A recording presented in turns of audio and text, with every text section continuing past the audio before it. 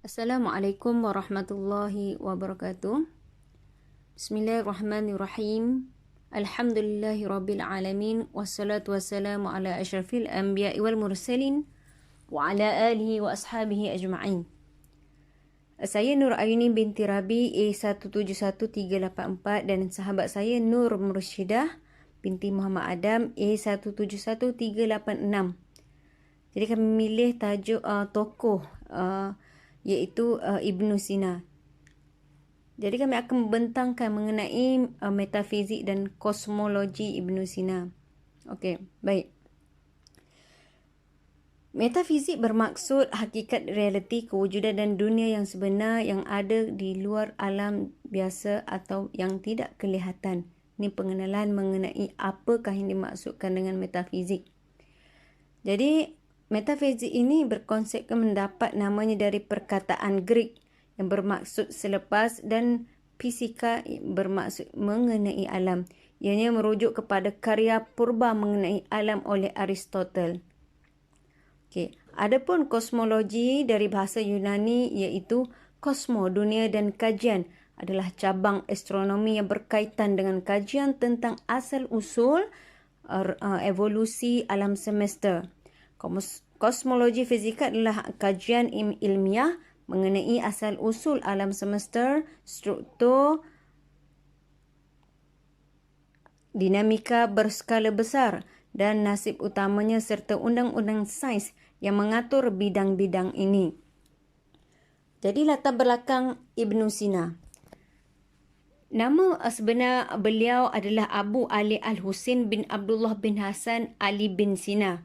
Beliau dilahirkan pada tahun 980 Masihi bersamaan 375 Hijrah di desa Afshanah dekat kota Karmatan, Provinsi Bukharah, Afghanistan. Sewaktu berumur 10 tahun, Ibnu Sina ni telah berjaya menghafal Al-Quran dan pada masa umurnya meningkat 18 tahun, Ibnu Sina telah menjadi doktor diraja. Okay. Ibnu Sina juga telah menguasai pelbagai ilmu-ilmu agama seperti tafsir, fiqh perbandingan agama iaitu usuluddin, tasawuf dan sebagainya. Beliau juga telah menguasai ilmu lain termasuk dalam bidang falsafah kedoktoran, geometri, astronomi, muzik, syair, teologi, politik, matematik, fizik, kimia, sastra dan kosmologi. Karyanya berjumlah hampir 450 tajuk dan hanya 240 yang masih ada sehingga kini. 150 karya beliau dalam bidang falsafah manakala 40 lagi dalam perubatan. Jadi Ibnu Sina ni juga diberi gelaran Al-Syekh Al-Rais iaitu guru utama. Jadi pada zaman dahulu Ibnu Sina ni digelar sebagai Al-Syekh Al-Rais iaitu guru utama. Beliau pernah dituduh membakar kutub kanah iaitu perpustakaan istana dan dipenjarakan oleh Putera Syams Ad-Daulah kerana kedengkiannya. Okey. Seterusnya, melarikan diri ke Isfahan dan diterima amirnya dan mengabdikan diri di kota tersebut sehingga akhir hayatnya. Ini adalah kisah Ibnu Sina. Setelah usianya memasuki 22 tahun, ayahnya meninggal dunia. Hari demi hari kesihatan Ibnu Sina semakin terjejas dan kemudian beliau menghembuskan nafas terakhir.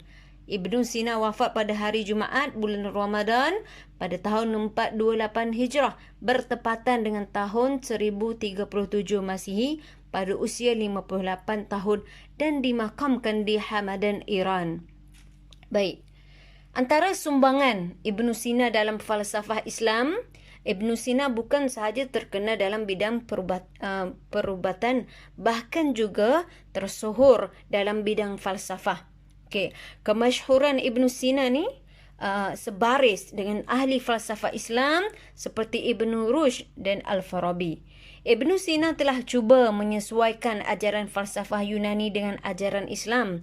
Pemikiran falsafah Ibnu Sina banyak dipengaruhi oleh aliran falsafah Al-Farabi yang menghidupkan pemikiran Aristotle. Dalam pada itu, bidang falsafah Ibn Sina yang terpenting dalam dibahagikan kepada 3 aspek utama iaitu logik, psikologi dan metafizik. Pada usia 21 tahun, ketika berada di Khawarizm, beliau mula menulis karyanya yang pertama yang berjudul Al-Majmu' yang mengandungi pelbagai ilmu pengetahuan yang lengkap. Kemudian, beliau telah melanjutkan penulisannya dengan menulis buku-buku lain iaitu 116 karya dalam pelbagai bidang seperti falsafah, matematik, astronomi, kimia, fizik, biologi dan sains politik.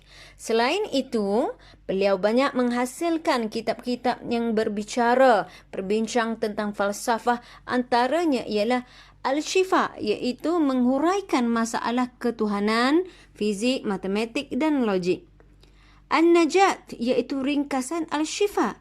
Al-Isyarah wal-Tanbihat mengenai logik dan hikmah. Okey. Jadi seterusnya ingin saya sebutkan mengenai aspek-aspek pemikiran falsafah Ibn Sina. Okey. Jadi antara pemikiran falsafah Ibn Sina yang pertama iaitu ketuhanan. Ibn Sina memulakan perbahasannya dengan isu kewujudan al-wujud terlebih dahulu kerana baginya kewujudan Tuhan itu perlu dibuktikan terlebih dahulu. Perkara-perkara yang wujud al-mawjudat dibahagikan kepada 2. Yang pertama, wajib al-wujud, kewujudan yang wajib. Yang kedua, mungkin al-wujud, kewujudan yang harus. Okey.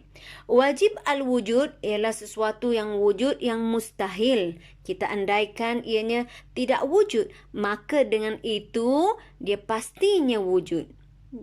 Wajib al-wujud terbahagi kepada 2. Okey. Wajib al-wujud bidzati. Wujud bagi zatnya sendiri sahaja, bukan selain dari zatnya. Ini bermaksud untuk mengelak dari kemungkinan mengandaikan ianya mungkin tidak wujud. Yang kedua, wajib al-wujud bighair, iaitu sesuatu yang benar-benar wujud tetapi bukan dari hasil intipati dirinya sendiri. Okey. Bagi mungkin al-wujud pula ialah sesuatu yang boleh atau tidak mustahil jika diandaikan ianya tidak wujud. Apabila ianya wujud, maka kewujudannya itu pasti bergantung secara wajib dengan pihak lain. Maka makhluk yang wujud ini, manusia dengan alam, adalah dijadikan Allah sedangkan ianya sentiasa berada dalam keadaan akan wujud atau tidak. Dapat difahami bahawa Tuhan adalah bersifat dengan kewujudan yang wajib, zatnya sendiri yang mustahil bergantung dengan sebarang faktor luar. Sementara makhluknya adalah bersifat dengan kewujudan yang wajib bergantung kepada pihak lain dari dirinya. Maksudnya mereka tidak boleh menjadikan diri mereka sendiri. Baik, Ibn Sina ni cuba menolak pandangan popular para mutakalimun yang mengatakan alam itu baru. Setiap yang baru pasti ada pencipta. Maka alam tentu ada penciptanya, yakni Allah. Bagi Ibn Sina, akal sahaja sudah cukup mampu sebagai wasilah untuk membuktikan kewujudan Allah dan bukanlah melalui kewujudan alam atau makhluk yang disaksikan ini seperti yang diistidlalkan para mutakalimun. Jadi kronologi imanisasi Ibn Sina, saya sebut sedikit mengenai kronologi imanisasi Ibn Sina. Antaranya menurut Ibn Sina, imanisasi ini tidak berlaku melalui kehendak dan tabiat Tuhan, tetapi ia wujud melalui al-awal Tuhan dan ia merupakan imanasi yang bersifat kemestian. Okey. Seterusnya saya simpulkan ya. Okey, dalam struktur pemikiran Ibn Sina, isu ketuhanan dan kosmologi mempunyai hubungan yang rapat yang banyak dibincangkan di dalam buku-bukunya.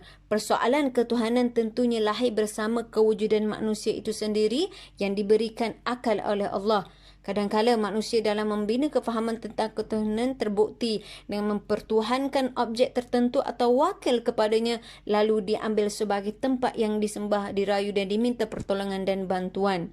Jadi Islam ini mengemukakan konsep Tuhan dengan begitu mudah untuk difahamkan oleh sesiapa sahaja selaras dengan tawaran rahmat untuk keselamatan di dunia dan di akhirat. Baik apa yang baik itu datang daripada Allah dan apa yang kurang datang daripada kelemahan kami sendiri. Wabillahi taufiq wal hidayah. Wassalamualaikum warahmatullahi wabarakatuh.